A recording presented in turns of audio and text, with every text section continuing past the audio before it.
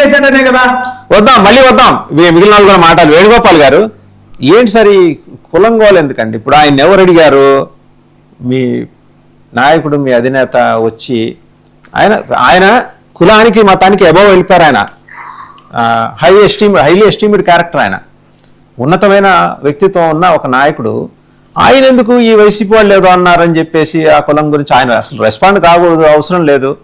మీకేదైనా దిశానిర్దేశం చేసుకుంటే చేసుకోండి. బట్ ఆయన మాటల్ని ఎందుకో మీ నాయకులు, ద్వితీయ శ్రేణి నాయకత్వం ప్రాపర్గా అర్థం చేసుకోవట్లేదనే బాధ, వేదన కాకినాడలో ఆయన మాట్లాడిన దాన్ని బట్టి చూస్తే అర్థమవుతుంది. సరే, ఆ క్రిమినల్ అనే అతను ఎవరు? గాదె సాయికృష్ణ క్రిమినల్, అతను కాపు సామాజిక వర్గం. మీరెందుకు భుజాలు తడువుకొని ఇప్పుడు దాని గురించి పదే మాట్లాడాల్సిన వైసీపీ వాళ్ళు అంటారండి, వాళ్ళు ప్రతిపక్షంలో ఉన్నారంటారు. అవసరమా అది? దాని గురించి ప్రస్తావన చేసి మిమ్మల్ని మీరు బిలిటిల్ చేసుకోవాల్సిన అవసరం లేదు కదా. ఆయన వ్యక్తిత్వం వేరు. ఆయన కులాలకి మతాలకి అతీతంగా ఎదిగిన నాయకుడు. మీకు విషయం తెలిస్తే ఆశ్చర్యపోతారు, మీకు తెలిసే ఉంటుంది. మైకేల్ జాక్సన్ తర్వాత అత్యంత పాపులారిటీ ఉన్న సెలబ్రిటీ పవన్ కళ్యాణ్. ఆయన ఇలాంటి అంశాల్లో మరి ఎందుకని అంటే ఆయన ఆవేదన, గుండెల్లో గూడు కట్టుకున్న ఆవేదన దృష్ట్యా అలా మాట్లాడి ఉండొచ్చేమో కానీ. అండ్ ఇంకోటి, తాపకి నేనే హోమ్ మినిస్టర్ అయితే కనుక అవసరం లేదు కదా. హోమ్ మినిస్టర్ ఉన్నారు, వారు చూస్తారు, వారికి కేటాయించిన విధులు ప్రకారం వారు పోతారు, సీఎం గారు చెప్తారు, వెళ్తారు. It's a collective decision. నేను సీఎం గారికి కూడా చెప్పను, అది that is up to you. మీరు క్యాబినెట్లో మాట్లాడుకోండి. బయట ఇలాంటివన్నీ మాట్లాడడం ద్వారా రాంగ్ సిగ్నల్ వెళ్ళటం లేదా? ఆయన అసలు ఆయన్ని కులం దృష్టి ఎవరు చూడరండి. ఫస్ట్ ఆఫ్ ఆల్ పవన్ కళ్యాణ్ని కులానికి మతానికి అతీతంగా ఎవరో ఒక క్రిమినల్ కోసం వచ్చి ఆయన నిలబడి మాట్లాడాల్సిన అవసరం అయితే ఆయనకి లేదు. 100% దాన్ని నేను సమర్థిస్తాను.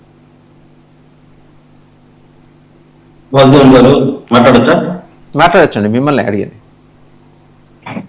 మీకు అదేవిధంగా ప్యానెల్లో పాల్గొంటున్న వివిధ రాజకీయ పార్టీ నాయకులకి, విశ్లేషకులకి, 90 ప్రేక్షకులందరికీ శుభోదయం, నమస్కారం.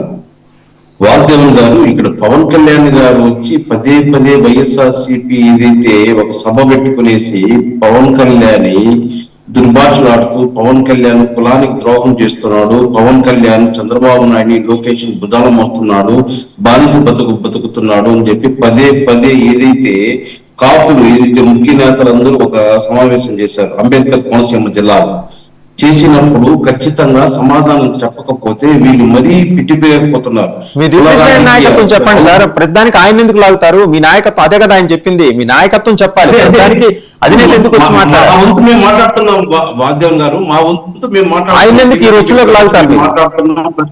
మాట్లాడుతున్నాం. ఏదైతే ఎంపీలు, ఎమ్మెల్యేలు కూడా వచ్చి పాలు పంచుకోవాలి. నేను ఒక్కడికే కాదు బాధ్యత ఉండేది, మీకు అందరూ కూడా బాధ్యత ఉంది. నేనే అన్నిటికి వచ్చి సమాధానం చెప్పాలని చెప్పేసి ఏదైతే వాళ్ళని క్వశ్చన్ చేయడం జరిగింది. ఎమ్మెల్యేని, ఎంపీని, ఎమ్మెల్సీని, వివిధ హోదాల్లో ఉండే వాళ్ళందరినీ కూడా స్పందించండి మీరందరూ, నేనే కదా అన్నిటికి స్పందించేది అని చెప్పి మాట్లాడడం జరిగింది. ఈరోజు ఈ వైఎస్ఆర్సీపీ ఏమవుతుందంటే, గంజా అమ్మేవాడైనా, లేదా రౌడీ షేటర్ అయినా, లేదా ఫోక్సో కేసులున్నా, వాడు మర్డర్ చేస్తా ఉన్నా, కులం గారి బల్లోడు అయితే వాటిపైన ఏం కేసులు ఉండకూడదు. వాటిపైన కేసులు ఉంటే దానికి బాధ్యత పవన్ కళ్యాణే చెప్పాలి, దానికి పవన్ కళ్యాణే బాధ్యత వహించాలి. ఎందుకంటే ఆ కులం వాడికి ఏదైతే సామాజిక వర్గాన్ని పవన్ కళ్యాణ్ కాపుగా అయ్యాలి. వాడు మర్డర్ చేసినా, వాడు మానభంగాలు చేసినా, వాడు ఇంకోటి చేసినా ఏం వాటిపైన ఈగ వాడకూడదు. ఈగ వాడితే వైఎస్ఆర్సీపీలో ఉండే బాధితులందరూ కలిసి వచ్చి ఈరోజు జగన్మోహన్ రెడ్డి గారిని అడ్డం పెట్టుకునేసి, జగన్మోహన్ రెడ్డి గారిని భుజాలు వేసుకునేసి ఏదైతే పవన్ కళ్యాణ్ విమర్శిస్తున్నారు. అంటే వీళ్ళు మాత్రం జగన్మోహన్ రెడ్డి దగ్గర బానిస బతకొచ్చు, జగన్మోహన్ రెడ్డికి భుజాలు మోయొచ్చు. పవన్ కళ్యాణ్ ఏదైతే సొంతంగా వచ్చినప్పుడు వీళ్ళంతా వచ్చి పవన్ కళ్యాణ్ సపోర్ట్ చేయలే. ఆ రోజు వైఎస్ఆర్సీపీలోనే ఉన్నారు. ఈ రోజు వైఎస్ఆర్సీపీలో ఉండి పవన్ కళ్యాణ్ మాత్రం నువ్వు చంద్రబాబు నాయుడికి బానిస బతకొద్దు, చంద్రబాబు నాయుడికి అది చేయొద్దు అని చెప్పి విమర్శిస్తారు. ఇంకా అలాంటప్పుడు చుప్పుతో కొట్టిన సమాధానం చెప్పాను నేను పవన్ కళ్యాణ్ గారు. అయ్యా, నా కులం ఏదైతే సాయి కృష్ణ వాడు బలిజోడే, సి నాగరాజు బలిజోడే, సి నాగరాజుకి సపోర్ట్ చేయలా. అదే విధంగా ఏదైతే దోషిగా ఉన్న సాయి కృష్ణకి సపోర్ట్ చేయలా. ఈరోజు నా కులంతో పని లేదు, మతాలతో పని లేదు. లా అండ్ ఆర్డర్ కంట్రోల్ చేయాలంటే ఖచ్చితంగా ఇలాంటి జరుగుతాయి. ఒక మానభంగం చేసేవాడు, ఒక గంజాయి అమ్మేవాడు, వాడు నన్ను సపోర్ట్ చేయమంటారని చెప్పి మొఖాన్ని అడిగాడు. వీళ్ళు కాకపోతే సిగ్గు మానం లేకపోతే రాష్ట్రంలో 5 కోట్ల మంది వీళ్ళు ముఖాన్ని ఉంటున్నారు. ఏదో స్వతంత్ర సమరయోధుడైనట్టు, లేదు సమాజాన్ని ఉద్ధరించేవాడైనట్టు, వాడేదో మంటరో లేకపోతే అఫ్కానెట్టో ఏదో జరిగితే వాడిని ఫ్లెక్సీలంతా రాష్ట్రం అంతా తీసుకుని వాడి గురించి దీక్షలు ధర్నాలు చేయడము ఈ వైఎస్ఆర్సీపీ వాళ్ళు ఆశ్చర్యంగా ఉంది. అసలు ఎక్కడికి దిగజారిపోతుంది ఈ వైఎస్ఆర్ పార్టీ? ఏం చేస్తుంది?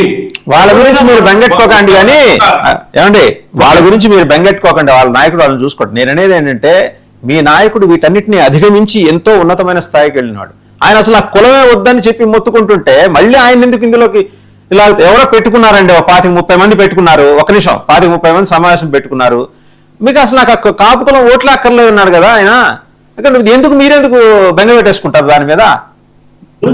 ప్రజాస్వామ్యంలో ఉండేటప్పుడు ఆయన అందరి మనిషి అండి, ఒక కులానికి చెందిన మనిషి కాదు, గుర్తుపెట్టుకోండి. ఖచ్చితంగా మేము కూడా అదే చెప్తున్నాం. ఇప్పుడు ఒక కులం వేస్తే కనీసం కార్పొరేటర్ కూడా కాలేదు. ఒకే కులం ఓట్లేసి కార్పొరేటర్ అయిపోతారా? లేదా ఒకే కులం ఓట్లేసి ఎమ్మెల్యే అయిపోతాడా? లేదా ఒకే కులం ఓట్లేసి ప్రభుత్వం వచ్చేస్తుందా? కాదు. ఈ రోజు సమాజంలో ఏదైతే ప్రతి ఒక్క కులము ప్రతి ఒక్క సామాజిక వర్గం వచ్చి ఓట్లేస్తేనే పదవులు వస్తాయి, పరిపాలించగలుగుతాం. ఈ రోజు లా అండ్ ఆర్డర్ కంట్రోల్ చేయాలంటే ఈ కులానికి ఎగ్జామ్షన్ ఆ కులానికి ఎగ్జామ్షన్ ఇస్తే ఇంకా లా అండ్ ఆర్డర్ ఏం కంట్రోల్ చేస్తారు? ఈ రోజు చంద్రబాబు నాయుడు గారు కూడా పట్టించుకోలేదు. ఎందుకు పట్టించుకోలేదు? వాడు రౌడీ షీట్లు, పోలీసులు వాటిపై చర్య తీసుకున్నారు, వాడు బతికాడు చచ్చాడు, దాని తర్వాత మనం చూద్దాం. అదే సీఏ తప్పు చేస్తే ఖచ్చితంగా అతను కూడా ఏదైతే law and order problem create చేసినప్పుడు ఆయన కూడా శిక్ష ఉండే. ఈ రోజు నిన్న ఏదైతే హోమ్ మినిస్టర్ కూడా గారు చెప్పారు, మా కులంతో పనిలా మతంతో పనిలా వాడు ఎంతటి వాడైనా సరే ఖచ్చితంగా మేము శిక్షిస్తాం అని చెప్తే పవన్ కళ్యాణ్ వాడికి అడ్డపడలేదే, పవన్ కళ్యాణ్ వాడికి అడ్డపడలేదే ప్రదేశ్ వైఎస్ఆర్సీపీ నాయకులు మాట్లాడుతుంటే, అదే డాక్టర్ సుధాకర్ గారిని పోలీసులు కాళ్ళు చేతులు కట్టి బొట్లిప్పేసి రోడ్లో లాటరీతో కొట్టినప్పుడు అప్పుడు గుర్తురాలేదు జగన్మోహన్ రెడ్డి గారికి పోలీసులు తప్పిదము. అదేవిధంగా అనంతబాబు డ్రైవర్ ని మర్డర్ చేసి ఇంటికి డోర్ డెలివరీ చేసి అప్పుడు గుర్తురాలేదా పోలీసు సహకరించినప్పుడు? ఎందుకు ఆ రోజు పోలీసులు వ్యతిరేకించలేదు? ఈ రోజు మాత్రం పోలీసు ఏదైతే తప్పు చేస్తే మాత్రం దాన్ని రాష్ట్ర ప్రభుత్వానికి అంటగట్టే ప్రయత్నం చేస్తున్నాడు జగన్మోహన్ రెడ్డి గారి వైఎస్ఆర్సీపీ నాయకుడు. ఇది కరెక్టా? సరే, ఒకసారి మస్తాన్ రావు గారి దగ్గరికి వద్దాం. మళ్ళీ మీ దగ్గరకు వస్తాం. మస్తాన్ రావు గారు, 289 మంది క్రిమినల్స్ ని 2017 నుంచి 2026 మధ్య ఉత్తరప్రదేశ్లో యోగి ప్రభుత్వం కాల్చి చంపింది. అండ్ అలాగే మొత్తం 11,834 మంది క్రిమినల్స్ తీవ్రంగా గాయపడ్డారు. 34,253 మంది క్రిమినల్స్ ని అరెస్ట్ చేశారు. పోలీస్ క్యాజువాలిటీస్ వచ్చారు. 18 మంది పోలీసు అధికారులు కావచ్చు, సిబ్బంది, వాళ్ళు